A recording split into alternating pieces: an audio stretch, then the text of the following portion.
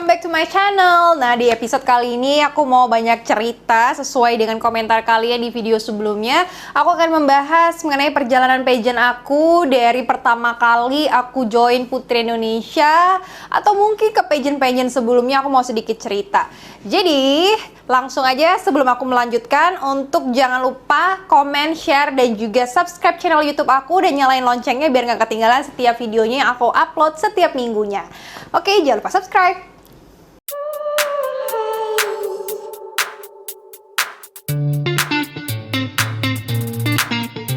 Oke, jadi aku mau cerita perjalanan karir aku sebagai seorang pageant fighter. Aku baru sadar sih ada istilah pageant fighter setelah mengikuti perpageantan di tahun 2019, karena sekarang kan pageant lebih booming daripada waktu pertama kali aku ikut di tahun 2011. Nah, mungkin aku bisa mengingatkan ingatan kalian semua mengenai pageant aku di tahun 2019. Boleh ikutan sini sebentar.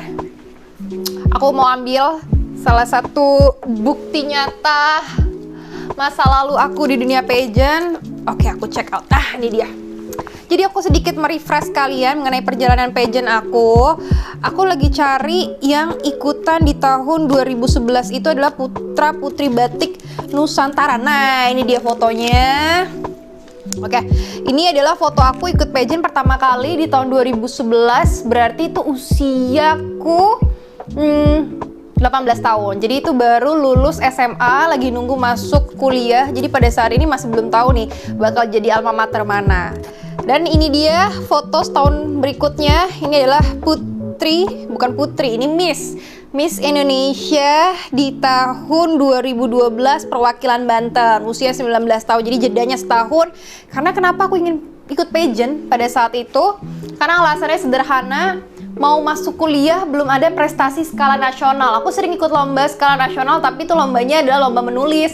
Jadi secara penampilan di stage itu belum pernah punya pengalaman nasional. Makanya aku ikutan pageant dan kebetulan beruntung dan rezekinya mewakili Banten baik di Putra Putri Batik Nusantara 2011 dan juga Miss Indonesia perwakilan Banten. Itu dia ceritanya. Dan aku liatin sedikit ya foto-foto di tahun 2012. Dia ada beberapa. Mana ya? Kita balik-balik. Nah, ini dia fotoku 2012. 2012 juga ini photoshoot setelahnya. Nah, ini waktu photoshoot finalis. Jadi hari pertama pas datang karantina dikasih baju, kita foto. Ini masih ada beberapa tuh. Ini foto-foto waktu ikut Miss Indonesia 2012. Oke, nggak lama-lama membahas masa yang lama, aku akan membahas perjalanan Putri Indonesia di tahun 2019. Kenapa Anastasia Pradita memutuskan untuk ikutan pageant lagi setelah hibernasi kalau bisa dibilang berapa tuh? 7 tahun. Oke, aku mau awali cerita. Jadi sebenarnya aku ingin ikut Putri Indonesia udah lama. Dari umur 18 tahun ketika pendaftaran udah dibuka itu aku udah pengen banget buat ikutan. Tapi pada saat itu pendaftarannya lebih dahulu lomba-lomba yang lain. Akhirnya aku memutuskan untuk ikut sebagai salah satu ajang untuk berlatih. Terus selain itu aku juga mikir, ya coba-coba aja. Belum tentu bakal jadi finalis, belum tentu bakal lolos. Tapi ternyata rezeki berkata lain. 2011 dan 2012 aku dapat rezeki untuk mewakili Provinsi Banten di ajang nasional. Kemudian akhirnya dari ikutan salah satu ajang sebelah, aku mendapatkan rezeki bisa bekerja di usia muda sambil kuliah di usia 19 tahun. Pekerjaan pertama aku sebagai seorang presenter di TVRI. Mungkin di vlog berikutnya aku akan cerita seperti apa perjalanan aku menjadi seorang presenter, seorang jurnalis di usia 19 tahun di televisi milik negara. Nah, setelah kerja dari TVRI terus pindah ke Kompas TV, ke news channel pertama di televisi swasta, akhirnya aku merasa kayak seneng banget nih sama pekerjaan yang aku jalani sebagai seorang jurnalis. Apalagi aku udah lulus S1, lulus S2 juga. Jadi kayak apalagi yang harus di-achieve gitu. Semuanya sudah sesuai dengan apa yang aku inginkan, bahkan di luar ekspektasi. Sampai akhirnya mungkin udah jalannya, udah rezekinya, tiba-tiba muncullah itu formulir Putri Indonesia 2019. Nah, pada saat itu aku udah tahu sih ada pemilihannya, tapi nggak berniat untuk ikutan. Terus ketemulah dengan Mas Ical. Jadi Mas Ical nih bilang kayak, kamu ikutan aja Putri Indonesia. Jadi aku ketemu sama Mas Ical ini ketika jadi MC di acara Korea. Jadi ada exhibition, itu ada medical and beauty clinic exhibition yang nyelenggarain dari Korean Embassy. Dan aku jadi MC-nya karena selain aku jadi seorang presenter, jurnalis, aku juga jadi MC untuk acara-acara off air. Nah, begitu ikutan berpartisipasi sebagai seorang MC, terus ditawarin gitu, udah kamu ikut aja Putri Indonesia. Aku bilang, oh iya aja deh, pengen sih, cuman bukan prioritas utama pada saat itu karena lebih menekuni profesi. Terus akhirnya diojok-ojokin terus, ada kali 6 bulan, hampir mau setahun disuruh ikutan. Akhirnya aku berpikir, ini kok kayaknya aku gak tau diri ya, cuma disuruh ikutan kok, belum tentu juga bakal masuk, belum tentu lolos, belum tentu rezeki, kan kita nggak tahu. Cuman sekedar mencoba, kenapa enggak, mikirnya gitu. Terus akhirnya habislah masa pendaftaran, udah tutup. Dan di saat itu usiaku juga udah 25 tahun, itu adalah batas maksimal pendaftaran Putri Indonesia. Jadi aku pikir, ya udahlah, mungkin memang bukan jalannya. Sampai suatu hari aku ada MC gitu kan, dan aku mau nggak mau nih harus pinjem gaun buat acara MC tersebut. Dan ketika aku kasih rekomen banyak gaun, terus dari kliennya, dari IO-nya bilang mau baju yang ini nih, dan itu adalah bajunya desainer yang biasa support untuk pageant, terutama Putri Indonesia sama Kak Anas. Ya udah, main ke tempat Kak Anas, terus akhirnya dikomentarin juga mau ikutan Putri Indonesia nggak? Katanya rambut aku lepek banget tuh sebagai seorang putri. Jadi banyaklah komentar-komentar yang aku dapat dari pengamat pageant. Akhirnya pulang dari situ, ya udah deh, aku daftar aja gitu. Nah, langsung aja, tadi kan udah perjalanannya seperti apa sampai ke pendaftaran. Aku sekarang mau masuk dan mengajak Anda semua, teman-teman semua, para penonton YouTube aku semua, melihat langsung seperti apa gaun yang kugunakan ketika Putri Indonesia. Masih ingat nggak aku pakai gaun ini? Pas kapan? Oke. Yep. Tara! Taranya nggak enak banget ya suaranya ya, bising. Ini dia gaun yang kupakai.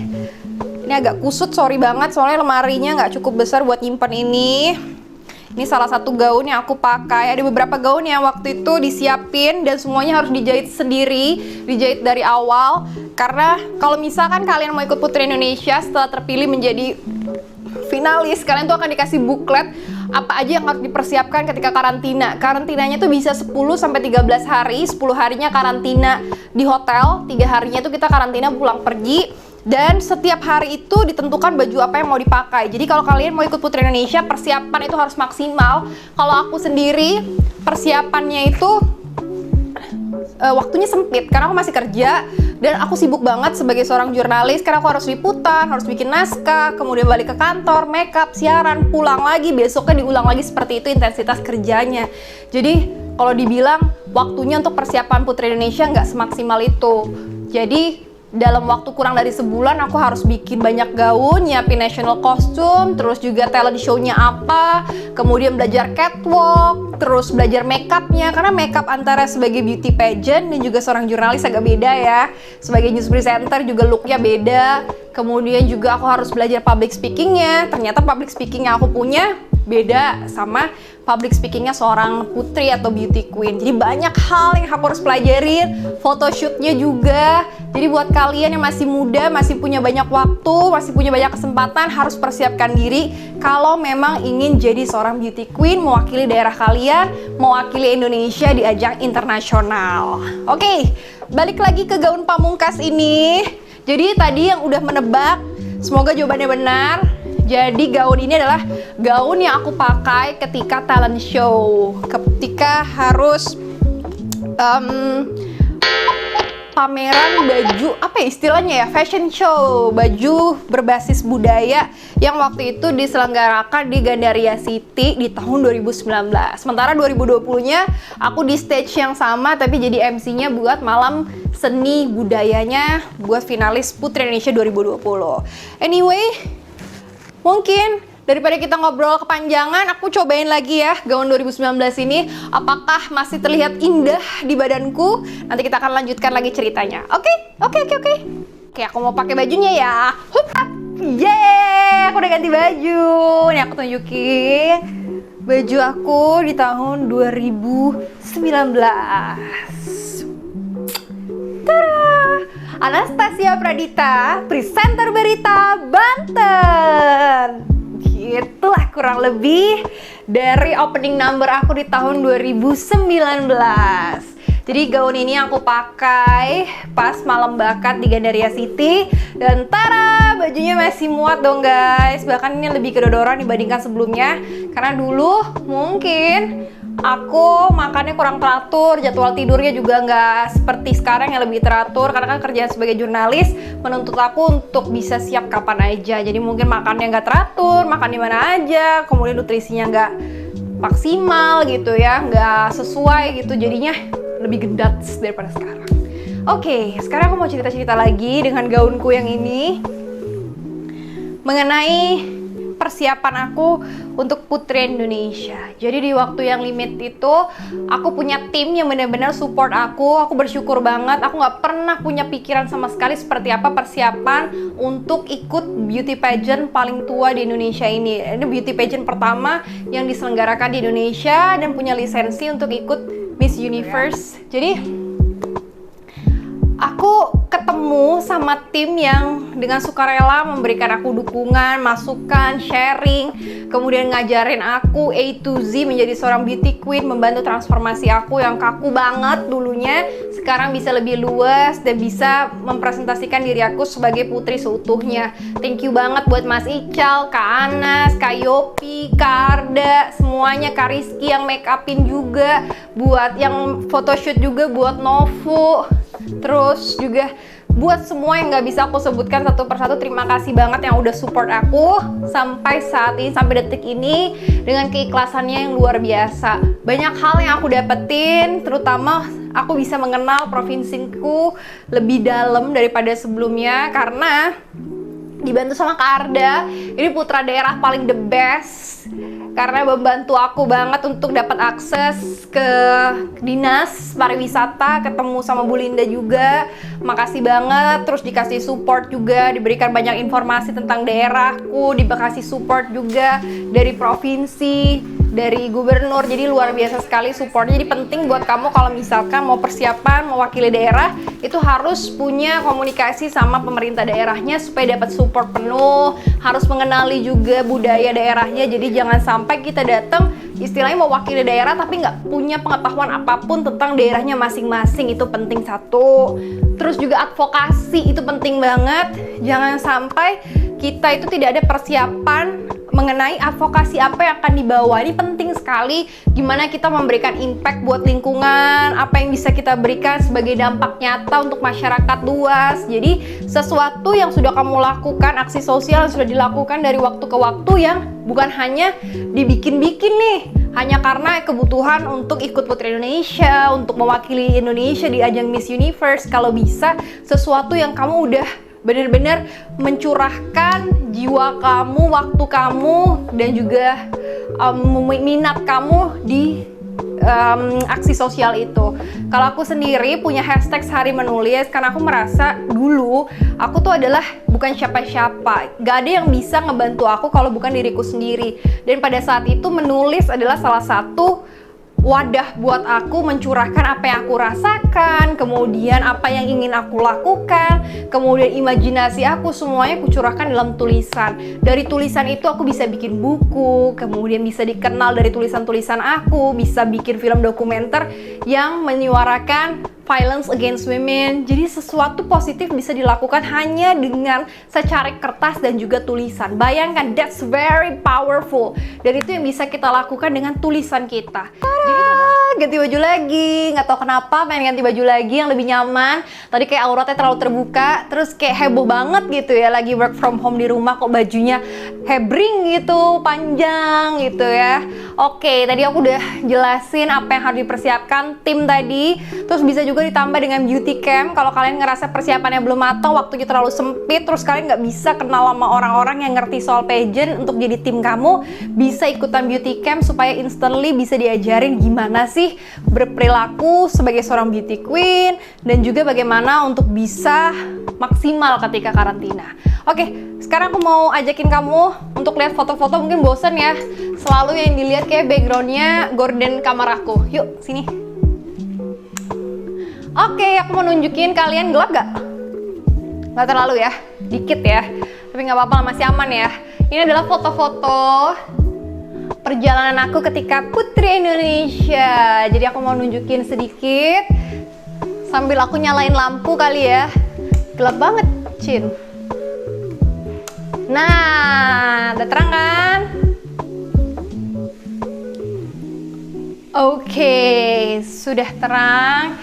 Jadi ini bersama background foto-foto perjalanan aku Putri Indonesia. Kalau dilihat di sana itu adalah photoshoot sebelum ikut karantina untuk foto yang paling atas. Dan foto yang bawah adalah foto-foto aku semasa karantina dan juga setelah karantina. Hadiah paling besar, paling istimewa yang aku dapat dari Putri Indonesia, pertama pengalamannya, kedua bisa bertemu dengan Pak Jokowi, kebanggaan luar biasa, bisa ke Istana Negara. Jadi itu salah satu keuntungan ketika kita ikutan Putri Indonesia, dapat privilege yang nggak semua orang bisa dapat. Kemudian juga itu ada foto aku pakai baju tradisional Banten, pakai kondenya, konde tanduk kebo. Terus juga itu ada national costume aku pakai cula badak, karena kita tahu Taman Nasional di Banten, di ujung kulon itu tempat untuk melestarikan dari badak bercula satu. Oke, ini satu hal terakhir yang aku mau kasih sampein ke semuanya buat teman-teman yang tertarik banget untuk terjun dunia pageant, untuk ikut mewakili daerahnya. Ada satu hal lagi yang paling penting dan harus kalian persiapkan adalah mental. Itu penting karena kita kan dalam karantina itu habis akses kita dengan orang tua, orang-orang terdekat kita dibatasi akses kita, handphone harus dikumpulin. Boleh sih pakai handphone dan sosial media juga diminta sekali supaya secara aktif mempromosikan kegiatannya Putri Indonesia. Jadi paling penting adalah soal mental, karena mungkin kita biasa bersosialisasi sama banyak orang, terus didamping orang terdekat, terus tiba-tiba kita harus dibatasi sosialisasi dan aktivitas kita di suatu tempat dengan orang-orang baru. Mungkin kita juga butuh sosialisasi dengan cepat beradaptasinya. Mungkin juga punya teman sekamar yang belum tentu cocok sama kita, terus kita stres, terus banyak omongan sana sini. Kemudian juga dari sosial media tekanannya besar banget buat kita. Pasti stres itu udah pasti. Dan merasa terkungkung mungkin ya. Jadi menurut aku kamu persiapkan mental sebaik mungkin, prepare for the worst, tapi jangan pernah patah semangat dan be yourself, itu penting banget. Kalau aku sendiri ngerasain, karena pada saat itu kan aku tanpa ekspektasi ikut Putri Indonesia dan aku juga nggak tahu seperti apa medannya persis gitu ya. Karena dunia pageant tuh berubah begitu cepat dalam jangka waktu 7 tahun aku terakhir ikut pageant sebelum Putri Indonesia. Jadi persiapkan betul-betul lah mental kamu. Jadi jangan patah semangat, be yourself. Karena pada saat itu aku sempat dikompor-komporin, jadinya mikir kayak sangat ambisi gitu, sangat ambisius sekali, sehingga aku lupa how to be myself, untuk let it go. Dan ya udah, kayak we just need to relax and do our best and let God do the rest. Dan pada saat itu aku terlalu terfokus, jadi aku sangat kelelahan secara mentally, aku breakdown. Jadi aku saranin buat semua yang mau ikutan di luar sana, just enjoy the process, enjoy the moment, and make friends. Karena that's the real present, kayak itu hadiah terbesar yang kamu dapat ketika ikut Putri Indonesia. You have a really good sisterhood, kayak kamu punya dapat sister baru dari seluruh Indonesia. Jadi that's really matters, itu aja. Karena sampai sekarang aku bisa ngerasain teman-teman Putri Indonesia solid banget, kayak masih nongkrong sama mereka, liburan bareng bahkan. Jadi seseru itu yang nggak ternilai dengan arti suatu kemenangan atau even with the title and crown, everything's worth it lah. dengan yang kita dapat dari pengalaman itu. Jadi saran aku buat semua yang ada di sana, pokoknya coba aja, jangan patah semangat, jangan kalian udah mundur dulu sebelum berjuang. Ada yang mempermasalahkan kurang tinggi, kurang pengalaman, atau mungkin kurang persiapan. Gak ada masalah, kalau memang udah rezekinya pasti akan dilancarkan jalannya. Tetap berusaha dan lihat apa aja requirement yang dibutuhkan sebagai seorang putri Indonesia, sosok seperti apa yang diinginkan untuk mempresentasikan Indonesia. Kalian pelajari, kalian asah di waktu yang sudah ada. Setiap ada kesempatan kalian coba. Kalau gagal, kamu bisa belajar dari kegagalan itu, dan gak ada yang sia-sia. Gak ada yang sia-sia, karena walaupun misalkan aku belum bisa mendapat prestasi tertinggi di Putri Indonesia pun, tapi aku mendapatkan pengalaman luar biasa, karir yang lebih meningkat daripada sebelumnya, dapat teman-teman yang baru, networkingnya luas. Jadi banyak hal yang masih bisa disyukuri dari suatu perjalanan. Gitu semuanya. Pokoknya keep spirit, semangat. Bye. See you on the next video.